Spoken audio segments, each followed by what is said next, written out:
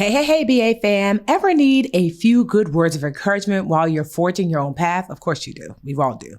Well, we have a show for you, Good Words with Kirk Franklin. Yes, on this weekly podcast, Kirk Franklin invites guests from every walk of life into candid conversations exploring faith, comebacks, and the realities of today's world. These conversations are sure to inspire and empower you to push through your tough times, through shared moments, no matter how messy. Go on ahead and listen to Good Words with Kirk Franklin, hosted by none other than Kirk Franklin. Listen and follow wherever you get your podcasts. It's time for the B-A-Q-A, the B-A-Q-A, what you say? The B-A-Q-A with Manday, the B-A-Q-A with Tiffany, the B-A-Q-A, hey! It's time for Round Ambition, the question and answers. You have questions, we have some answers. We are your smart, savvy, beautiful, if I do say so myself, and I do say myself, financial friends, but we're not your attorney, we're not your financial advisor, so certainly lean in to the people that you pay for the next level advice and just take what we say with a grain of salt. Get your salt shakers out.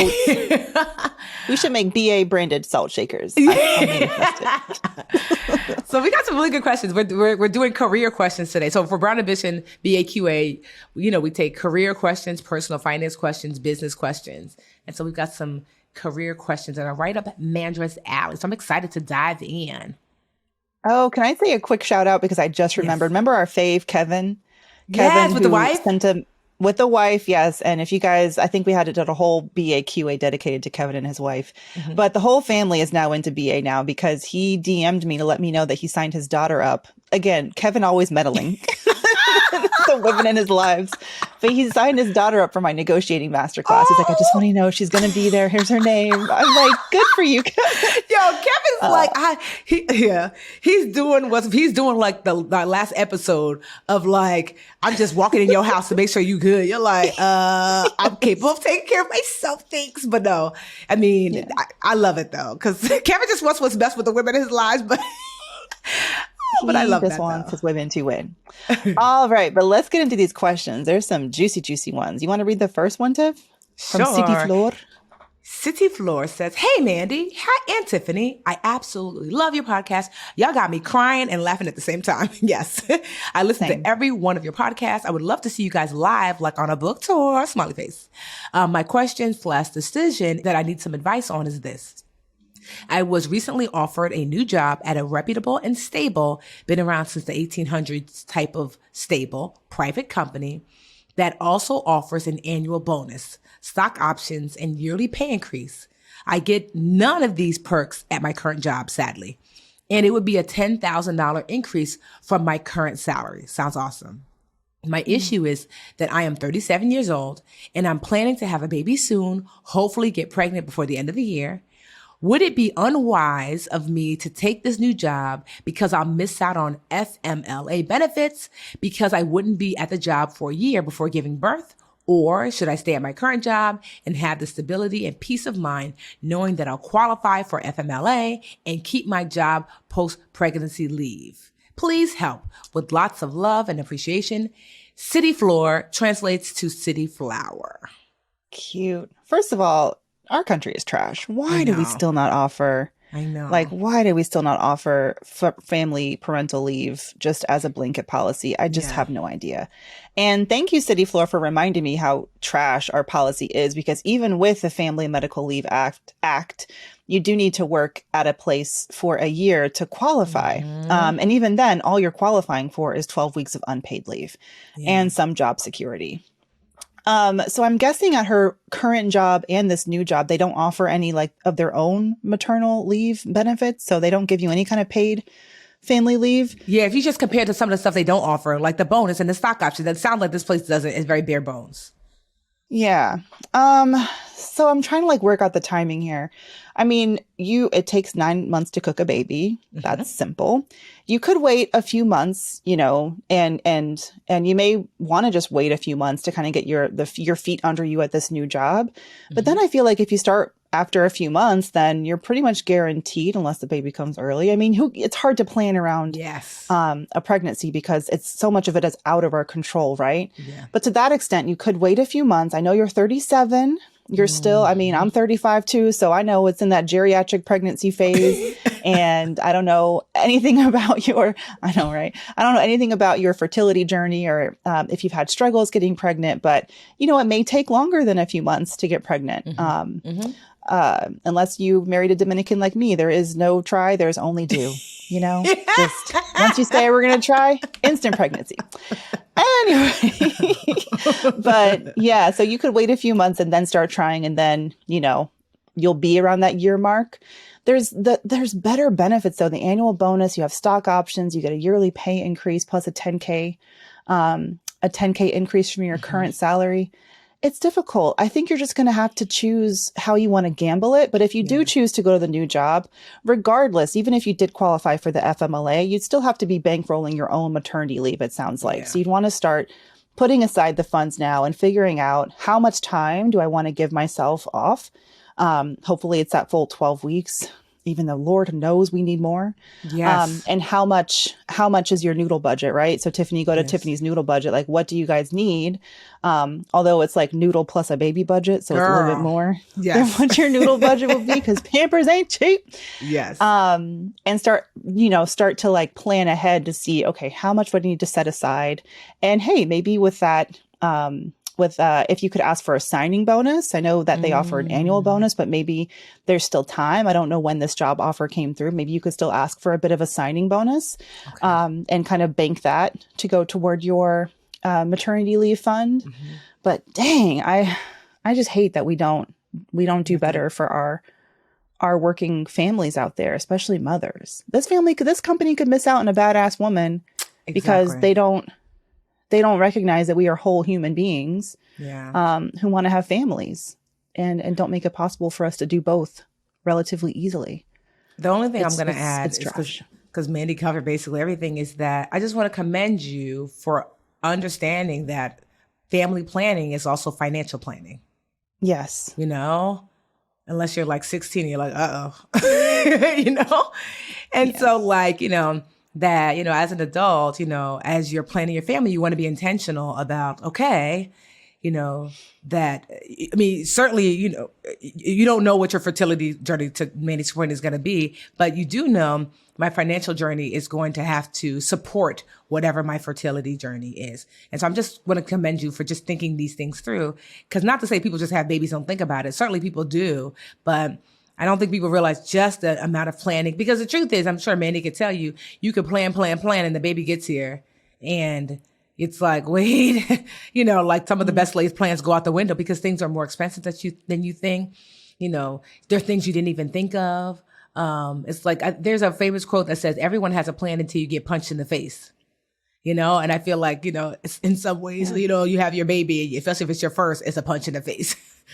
So I just want to say that like, continue to make those plans. Like Mandy said, stack up as much as you can. It might be time to ask yourself, are there things we can do to downsize, to leave a little more space for money? But certainly having a child that you desire to have is a blessing. And so I wouldn't wait on anybody's job or whatever to dictate that, because one of the things I've heard from every single mama is that you find a way. You find a way. And not to say it's easy, but you find a way. And so we wish you luck on the baby journey and the financial journey, and City Floor continue to bloom. And I will just give you peace of mind that like you were able to get another job opportunity, and there will be other ones, if that's what you want, a better job opportunity. And so if you decide, listen, with my tolerance for risk and my stress levels, I just want to have something that I know for sure, like the devil that you know, and you want to stay where you are because you have the benefit. And like you said, you have that relative job security. There's no shame in that. You know what I mean? It's really just down to every decision's a little bit of a gamble. So what can you tolerate? And working that out if you have a partner and settling on what's best for you and your family. But I wish you all the best, like Tiffany said. And thank you so much for sending us your question. Yes. Back to our country being trash and its benefits. I don't understand. Hey, BA fam, now a word from our sponsor, BetterHelp. We talk a lot about making smart decisions here on Brown Ambition, but I gotta be honest, it takes help sometimes to actually be in a space mentally where you can make the healthiest choices for yourself and your family. That's why we are proud to partner with BetterHelp.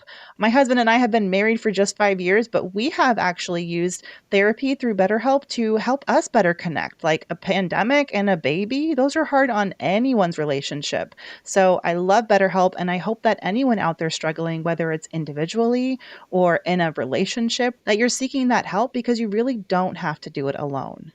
When you want to be a better problem solver, therapy can help get you there. Visit betterhelp.com/brownambition today to get 10% off your first month. That's betterhelp.com/brownambition. All right, we got a big question. How do I even approach this? Just read part 1 first? Yes, but I think read it through and they will break it down. But maybe I'm nervous about this might be her real name. So let's call her something else because this is very specific and she's young. She asked to refer to her as B. Okay, B. Okay. Yeah, she says, refer to me as B. Okay. And this is from a youngin', so we want to take good care of you. Okay, B. B says, hey, ladies, I'm 23 years old, and your podcast and book, Tiffany, have been essential in helping me navigate the financial part of adulting tremendously. Thank you for all your tips and tricks. Will you refer to me as B? Yes. So here's the thing. I am a full-time graphic designer at a small creative agency. Recently, I went in for my 6-month review and I received a raise. During this meeting with my boss, however, I found out she's only been paying me based on a $36,000 salary, but I didn't agree to that. I agreed to $38,000 when I moved into a full-time role from my internship. I explicitly remember taking the weekend to think about it and counter-offering with a number closer to $42K. She ultimately offered me $38K and agreed to bump me up to $40K when my review came up. It's only a $2K difference, but it's bothering me because I would have never agreed to $36K because after doing the math, it was less than what she paid me as an intern. Okay. My question is, and this is the first part of her question, should I ask for back pay and proof of the now $40K salary so I don't get bamboozled again? Yes. Yes. Immediately, yes. My first response is like, where's the receipts?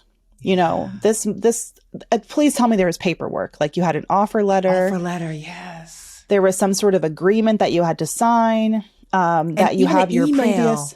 Yes. Even emails, any kind of paper trail that you can find. I'm also wondering, did she acknowledge that she had screwed up in the review cycle? It sounds like to me she might not have brought it up. It sounds like she probably was like, you're sitting there kind of stunned. It sounds like maybe B was like, wait, what? Yeah. So B, I feel like in this situation, I think if you're someone like me, to be able to write down like your own timeline of events and offer the receipts and then present that to your boss as, hey, after our 6-month review, I started to get confused. So I just wanted to write down my recollections and the documentation that I have of our earlier agreement to my salary. I understand, like maybe you can even throw her a little bit of a bone and be like, I understand sometimes clerical errors can happen, but I expect to be compensated for back pay because I have not been paid according to my the salary that we agreed upon. And you should see what she says. And then honestly, if the response is no, I think you have all the rights to contact an employment law attorney. And I would say based on your age and your salary level, maybe they'd even offer you like pro bono advice or pro bono help. Sometimes you don't even need to like go with a full-fledged lawsuit, just a letter from an attorney showing that they're going to have like, that you have some legal advice on your side could be enough to get them to get their shit together. Like anything you would add to that? Yeah. Also too, this like, I'm like, oh, she's so young. The fact that she said, should I ask for proof of my now $40,000 salary? That the thing is, yes, that's just standard. Like, so Mandy said, like, so for example, when someone signs on with me, even if it's just a contractor, there's a contract in place where it says, this is how much you're going to make. This is, you get paid every, first and the 15th or whatever, that there's a contract in place. So one, there's an offer letter, depending on what type of, if it's a full-time or part-time employee, you get an offer letter. But at the very least, on top of that, you also get a contract because we have to be, we have to legally be binding. And so, but I get it because it's a very small business. And if I'm being honest, we didn't start doing that until maybe like 5 years ago. So 10 years in, we were just flying like this small business is doing. So I'm not even shading them because I get it. But you should ask like, hey, one, I'd love an offer letter for this. And then two, is there a contract for my 40,000? So that's not something extra. Just so you know, moving forward, always, at the very least, there should be a contract in place. Yeah. And that contract should explicitly state, here's your annual compensation, and then here's what it is on a bi-weekly basis. Yes. So it should say, here's what you can expect to get paid, gross on your paycheck, just to make it abundantly clear. Yes. So let's go to part 2 of her question, because there's more. Now for the next part. She says, this review came a few weeks earlier because I disclosed to her that I was applying for a freelance position, unaware that she doesn't want us freelancing on the side. She mentioned there's a non-compete agreement, but I never signed one with her. Though I know her disapproval for me freelancing, I am tight on cash. No shit, you're only making peanuts, okay? Yes. I live alone and I pay $975 in rent. Downsizing isn't an option because of the benefits of my current place. Stabilized rent, payment flexibility, etc. Long story short, I need more money. Since she's not willing to supplement the money I would be making with freelance work, and I don't want to serve tables anymore because it's demeaning, straining, and not to mention I have a degree I could be putting to use, morally, should I continue to freelance discreetly? Sorry for the long message. I hope you can offer some clarity. Thank you for your time. Oh, baby. I know. You need to get up on out of here. Girl. You just need to get all up out of there. Mom, you in danger, girl. B, you're in danger. Yeah, so I would make sure that you're LinkedIn and you are applying and getting your name out there. I know there's tons of places that would love to work with a talented graphic designer. Plus, you have a degree in that field. Yes. That being said, the thing is, you should be working at a place that's going to compensate you fairly and compensate you and value you correctly, so that you're not in a position where you need to be doing a lot of extra freelance work. And this whole non-compete bullshit, I really take issue with that because as a journalist, it became more common that media sites would have us sign non-compete agreements, which is really difficult because, you're not in a field where you're getting paid a lot in the first place. And they would like limit your potential for additional income. And I have a friend who just quit a huge job at Bloomberg because they would not allow her to make any money using her skills as a financial journalist. I know who that is. I talked to her. Everyone knows who that is. I was like, wait a minute, that's my friend. Right. Yeah. So I think if this is going to become a recurring theme for you as you go through working full time as a graphic designer, unfortunately, there's not much we can do as long as we want to work full time. If a company has a non-compete, they can enforce it. It doesn't sound like you actually signed one with this company. You say that you didn't. So I would say she can't stop you. I would continue doing it discreetly. Also, honestly, you need to make ends meet. And like you said, you need to actually use your, like if you had a choice between waiting tables or using your degree and building your skill set to bring in additional income, hell yeah, you should be doing that. So, I mean, I fully support you continuing to freelance. I just wouldn't, tell her that you're doing it and be as discreet as you can. And on top of that, I'd be start making moves so that you can move on to a new firm, leverage the experience you have. You were already interning with her. Now you're working full time for 6 months. You probably have a year's worth of experience at this point, and move on to a new role that is going to pay you better, hopefully, and like actually have their documentation in place so that they can't bamboozle you like this. Because I'll say it like this. So here over at Budgetista Inc., right, we do have a non-compete, but it's non-compete like you can't do this for a similar company. Not that you can't do this at all. So if you like say run ads for us, you can run ads for anybody, but not also a financial, a personal financial brand in this way. because then you're like, using all of our trade secrets to then do this for someone else. So that's what our non-compete, that it's not that you can't work other places. It's just, you can't work for a similar company like this. And I think, that makes sense. And I'll just say all this to say, so one of my employees actually contacted me and I was so proud of her. I said, man, you would have been so proud of her. She was like, hey, she got on my calendar and I'm thinking we're going to talk about something else. And she was like, I just wanted to reach out to you. I said, did she take Mandy's networking class? Because if I say her name, you're like, oh yeah, I love her. She was like, so with the current with inflation happening, the income that I'm making is not quite enough. But I know I have to have a second source of income. And so she was like, but I love working here. And so I have a couple of companies. She works at one company and she's like, I would love to, if there is space. She's been helping out with my other company. She's like, I would love for that second source of income to come from, this other company. Because I love working within the Budgetnista family, because either way I have to make more money. She had a presentation broken down and I was like, okay. So I said, in my head, I thought she was just thinking about it. I was like, do you have an idea of what you want to make? She's like, I actually do. I did a little market research about that. I was so proud of her. I was like, does she take Mandy's class? So she gave me this presentation. Yes, with market research about the range of how much and da-da-da.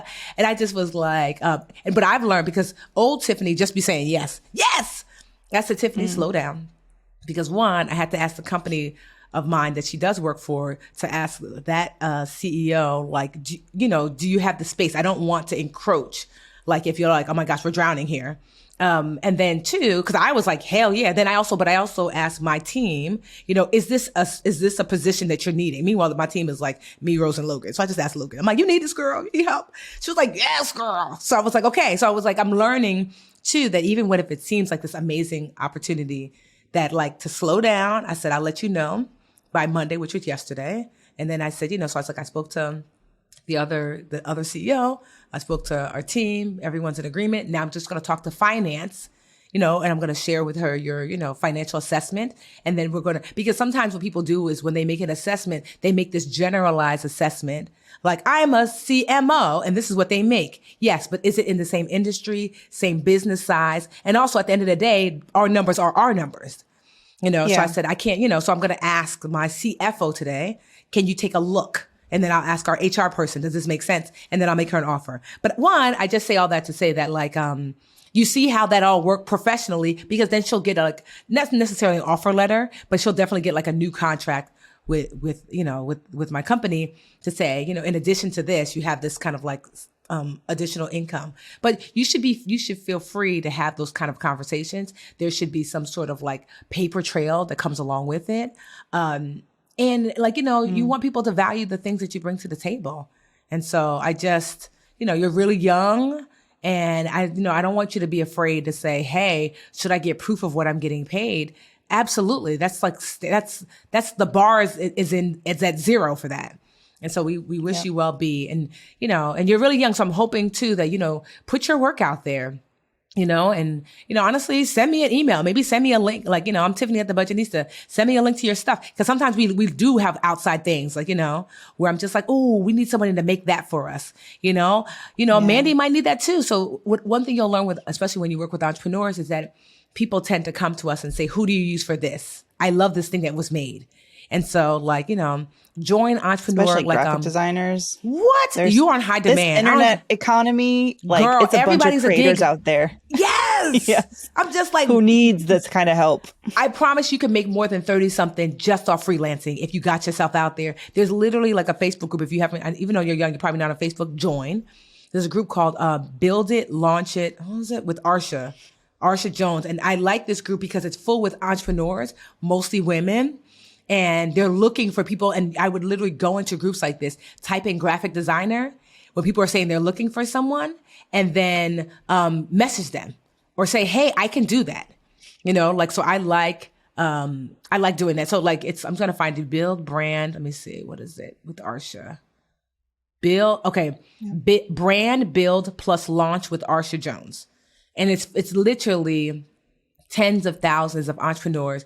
And there's 35,000, almost 36,000 members, and almost all of them are entrepreneurs. And if you type in the search bar, graphic designer, I promise you'll find work. And so we wish you well, B, and don't let them people take advantage of you. You're young, but you're not foolish. Mm-hmm. And so sometimes people see youth and they want to take advantage. Like, no, that's not okay.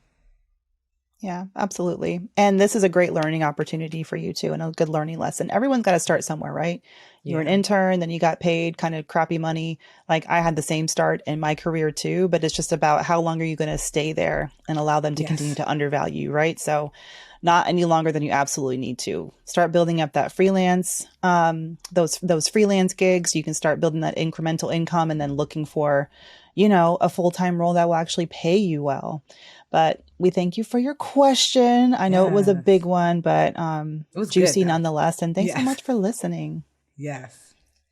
All right, Tiff. I feel like we put some good out into the world. We did. Right? That was a good BAQA. Thank y'all so much for your questions. How can y'all send us questions? You can hit us up at Brown Ambition Podcast on IG. Slide into our DMs. You can also email us. We're brownambitionpodcast@gmail.com. Submit your questions there. We love them. Career, money, business, relationship, parenting, how to be a woman in this world. I know. All the above. Okay. Hit us up. We can't wait to hear from y'all. And until next week. Bye. Bye. Hey, BA fam. We're on YouTube. Woohoo! Thank you so much for watching. Please like this video and subscribe to the channel. And while you're at it, why don't you go over to that little bell icon and just tap that for us. Show the BA fam how much you love us. And that way you'll also get notifications when new videos drop. Also, share the channel with a friend. We're always like, tell a friend, tell a friend, tell a friend. And thank y'all so much again for all the support.